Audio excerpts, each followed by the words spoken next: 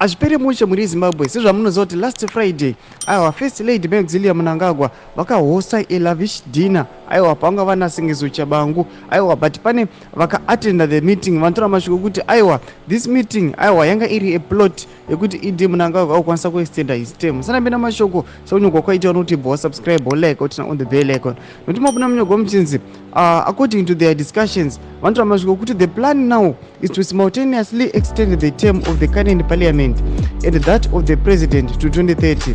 Alternatively, the other plan is to de-harmonize elections with the next presidential election scheduled for 2030. It's all a work in progress. The MPs also agreed to support Auxilia becoming the women's ambassador, and only that, but to become the leader of the women's caucus in parliament.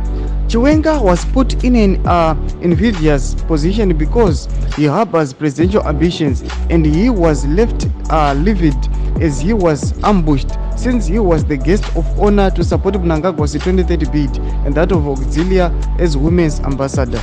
Saka ndo mashoko atiri kuona kuti aiwa zviri kunzi aiwa this dinner it was just a campaign to solidify President Emerson Mnangagwa's bid extend. Ndobva vasangana Auxillia Mnangagwa ndo vasangana na Auxillia-Tshabangu. Sezva munguziva Auxillia-Tshabangu ndiye mwine opposition anozviti opposition but ari mumwe weZANU-PF ari kufacilitate all these things ndiye anokwanisa kuita machanges aiwa ekuti hapana munhu anokwanisa kuita nharo pamusoro pavo. Saka mbotoziva mafungiro enyu nori kudii pamusoro pemashoko abuda awa. Pinai mucomment section medu, subscribe, like, turn on the bell icon.